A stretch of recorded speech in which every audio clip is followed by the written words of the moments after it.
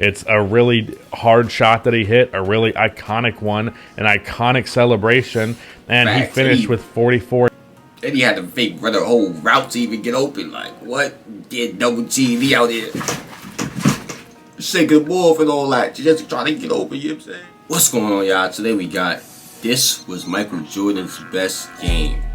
Let's get into it. Here are the 5 best games of Michael Jordan's career. 69 points versus the Cleveland Cavaliers, 63 versus the Celtics in round 1 of the 1986 NBA playoffs, game 6 of the 1998 NBA finals where he hit the last shot of his Bulls career, the game where he hit the shot versus Craig Elo and the Cavs in the 89 playoffs, and the flu game in the 1997 finals. And starting off at number 5 is a fairly easy pick to me, and that is his last game as a Bull in the 1998 finals. Yes, he hit that iconic shot. Yes, he finished the game with 45 points. Yes, he got that iconic steal on Karl Malone and then hit the iconic shot. But he also shot 43% from the field. He also had just 1 rebound and 1 assist, and to be honest, there were some questionable calls in this one that swung the game the way that it did. It really probably should have been a game. Calls in this and 1. He also shot 43% from the field. He also had just 1 rebound and 1 assist, and to be honest, there were some questionable calls in this one that swung the game the way that it did. It really probably should have been a Game 7 in this series. And I just think there are simply more impressive performances from Mike in his career. It's important with games like this, and I feel like people often forget this, that the last play of the game is not representative of the entire performance. While this 45 piece in the NBA Finals... That goes along with the recency bias. I ain't gonna lie. That is very prevalent in today's day and age and just society. Like, we go off what we remember last. Like, I ain't gonna lie. So what have you done for me lately? That's a term that could be used for it, I guess you could say. Yeah, bro. What you last remember, the last great thing you saw is what you're gonna remember the most. For definitely not a bad performance by any means. It also was just simply not the most impressive that Michael Jordan has had. The flu game is a real bitch to judge because who's to say what playing with the flu is really like? I haven't done it, and you probably haven't done it, but presuming it would be pretty damn hard. 37 in a pivotal Game 5, including hitting the deciding three-pointer and pairing some iconic moments with it to boot. It's a hard one to rank, but it certainly belongs in contention for his best game. These last 3 remaining games, I think, have a pretty sizable lead on 4 and 5 as just clearly better performances to me. And it also is really hard to rank these remaining 3. I think all 3 of these performances are in a similar tier of both impressiveness and importantness to Michael Jordan's legacy and just relevance to NBA history. That said, I went with the shot for 3rd, for no reason in particular other than just feeling like his other 2 games were just a tad more impressive. But a game where Mike ends the series with a walk-off buzzer beater is insanely difficult to knock.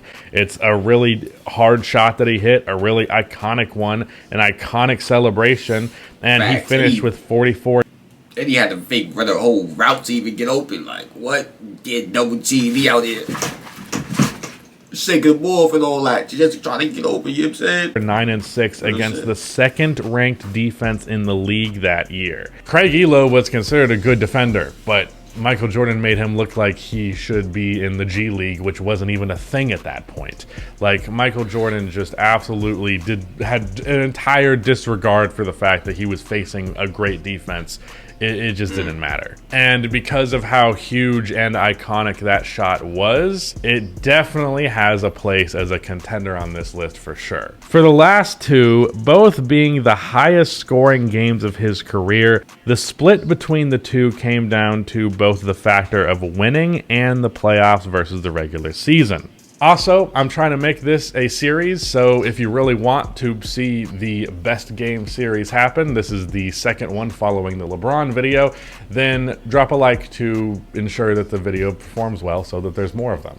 Simple as that. In just his 3rd season in the NBA, Michael Share the video too, my brothers. I'm sorry, I just got to say that real fast. Jordan found himself matched up against what, to that point, was probably the greatest team the NBA had ever seen and one of the greatest teams of all time in the 1986 Celtics. This was Larry Bird, Kevin McHale, Robert Parrish, all at their absolute peaks, not to mention Dennis Johnson, great role players, a fantastic coach. Greatest the 86 Celtics, I believe they won like 68 games, somewhere in that ballpark. Just an unbelievable force in front of him, and clearly the biggest case of David versus Goliath. It's weird to view Michael Jordan as the David in that situation, but this was early on his career before he was able to dominate the league once he finally got some help around him. And of course, in this matchup, Goliath would win. In fact, not only would they win the series, they would win the game where Michael Jordan had 63 points. This was honestly Mike's best effort and one of the clearest examples of a carry job in just the pure history of the game. 63 points is absolutely insane to put up in a playoff game, and mind you, the 86 Celtics,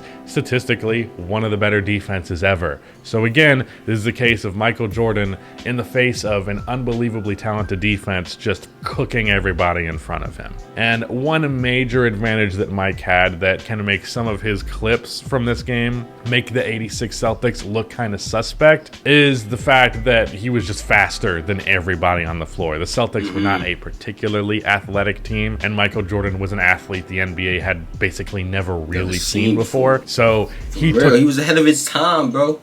He was ahead of his time, and that doesn't take anything from the players that he played against. I hate when people try to discredit Michael Jordan by saying his competition was weak. Like, that doesn't make sense, bro. That just means he was so much better than his era that they couldn't compete with him. That just makes him more great. Like, it doesn't make sense, bro. Just think about it.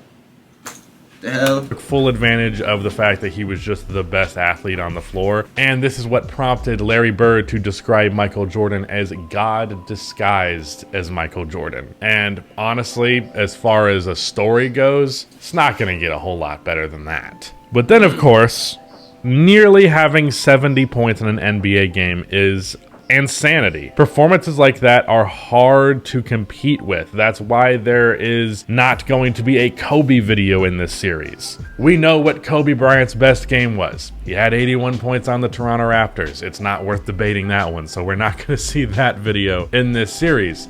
But in this case, it's not as clear-cut as just like, wow, he put up so many points. How could you compete with that? Because yeah, it's nearly 70, but at the same time, for Mike to have just 6 less points in a playoff game rather than a regular season one, but at the same time, you could argue, like, yeah, sure, it's the playoffs rather than the regular season, but so what? He lost anyways. Meanwhile, yeah, this game versus the Cavs where he had 69 is indeed a regular season game. It commits that sin, but it's a win.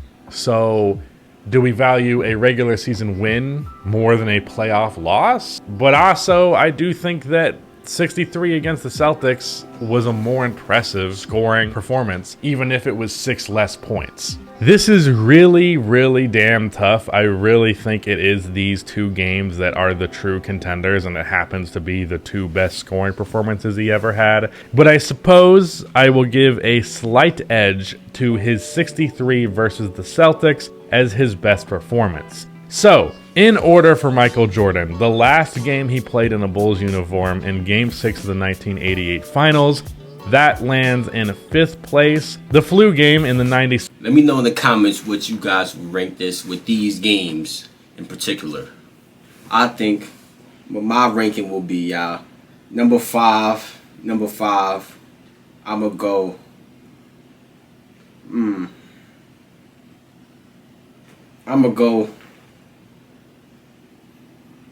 I'm gonna go the last shot. Number 5. You know what I'm saying? Number 4. Not the last shot. The shot, number 5. My fault. The shot, number 5. Flu game, number 4. Last shot, number 3, man. I ain't gonna lie. That's iconic. It's iconic, man. And for the number 2, If I say now, I'm gonna say number one because we gonna know what number two is if I say number one. Number one.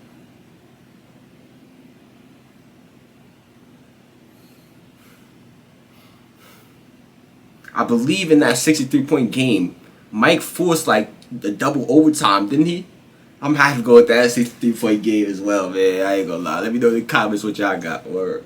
7 Finals goes in at number 4. The Shot on ELO gets 3rd place. 69 versus the Cleveland Cavaliers in 1990 goes in 2nd. And 63 versus the Celtics in the first round, I believe to be the best game of Michael Jordan's career. But let me know in the comments down below what you believe Michael Jordan's best game I just to said be. the same shit. Also, go ahead and give me suggestions for what share kind the of video, y'all. Make sure I share the video. We need, you know what I'm saying, start sharing the video again. I used to have a saying for it. I forgot the saying. That's crazy. I'm about to forgetting the saying and shit. But yeah, man, make sure y'all share the video. Click on the last reaction. Like the video. Turn on post notifications. Subscribe. I'm out of here, man. Word.